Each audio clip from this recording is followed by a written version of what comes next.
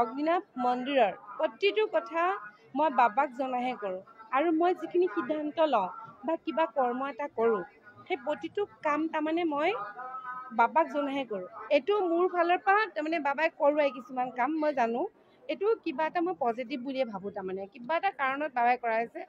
আকৌ বাবা আহিব কাইলৈ। আচলতে মই অলপ আগত লাইভতো কৈছোঁ যে আৰু আগত যোৱাবাৰ যেতিয়া বিতৰ্ক হৈছিলে মই সেই সময়তো কৈছিলোঁ, যেতিয়া কৈছিলে চবে যে অগ্নিনাভ মন্দিৰ বন্ধ কৰিব লাগে কিবা কিবি বহুত কৈছিলে, তেতিয়া মই এষাৰে কথা কৈছিলোঁ যে কোনো ভক্তও যদি নাহে বাবাক মই পূজা কৰিমেই। আৰু বিগ্ৰহভাগক লৈ বিতৰ্ক হৈছিলে তেতিয়া মই কৈছিলোঁ যে প্ৰথম শিৱলিংগ ভাগ আমি স্থাপন কৰিছিলোঁ আৰু এই বিগ্ৰহভাগ শিৱলিংগভাগ স্থাপন কৰা 2 বছৰৰ পিছতে মই বিগ্ৰহভাগ ৰাখিছিলোঁ। ইয়াতে শিৱৰ শক্তি আছে, একেখিনি কথাই কিন্তু যোৱাবাৰো কৈছোঁ, মই একেখিনিয়ে কৈছোঁ। ইয়াতে আছে শিৱৰ শক্তি, সেই শিৱৰ শক্তিক মই নাম দি লৈছোঁ অগ্নিনাভ।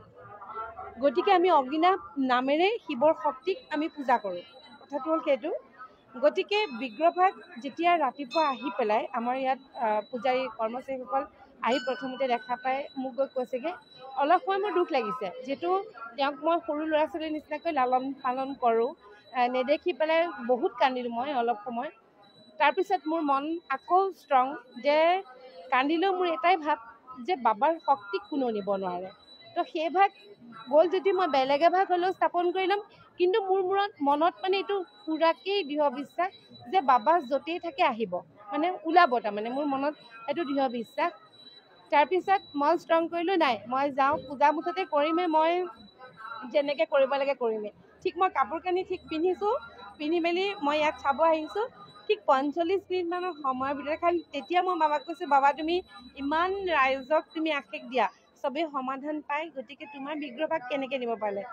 কিন্তু তাৰ 45 মিনিটমানৰ ভিতৰত আমি খবৰ পালোঁ যে শিমলুগুৰি ষ্টেচনত তাতে ধৰা পৰিলে বুলি পেলাই।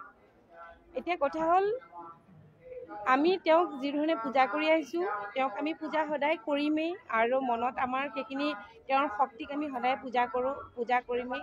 সেইধৰণে আমি আজিও এতিয়া পূজা কৰিমেই। আৰু কাইলৈ পৰহিলৈ এনেওতো আমাৰ মন্দিৰভাগ আমি তেওঁৰ স্থানান্তৰ কৰিব লাগিব। আমি মন্দিৰভাগ যেতিয়া নতুনকৈ বনাম, আমি ক'ত কেনেকৈ বহাম সেইখিনি একো ক'ব নোৱাৰোঁ। প্ৰত্যেকটো কথা অগ্নিনাভ মন্দিৰৰ প্ৰতিটো কথা মই বাবাক জনাহে কৰোঁ আৰু মই যিখিনি সিদ্ধান্ত লওঁ বা কিবা কৰ্ম এটা কৰোঁ সেই প্ৰতিটো কাম তাৰমানে মই বাবাক জনাহে কৰোঁ। আৰু যিবোৰ সিদ্ধান্ত বা যিখিনি হয় সেইখিনি মই বাবাই কৰাইছে বুলি ভাবোঁ। কিন্তু এই যে আজি হেৰালে বা নিলে, এইটো মই কিবা এটা বাবাৰে কিবা এটা বুলি মই ভাবিছোঁ। তাৰমানে এইটো মই নিগেটিভ নাই ভবা, কিন্তু একদম অন্তৰৰ পৰা মই এই স্থানতকৈ বাবালৈ চাই কৈছোঁ, এইটো মই কিন্তু নিগেটিভ নাই ভবা। এইটো মোৰ ফালৰ পৰা তাৰমানে বাবাই কৰোৱাই কিছুমান কাম মই জানো, এইটো কিবা এটা মই পজিটিভ বুলিয়ে ভাবোঁ। তাৰমানে কিবা এটা কাৰণত বাবাই কৰাইছে।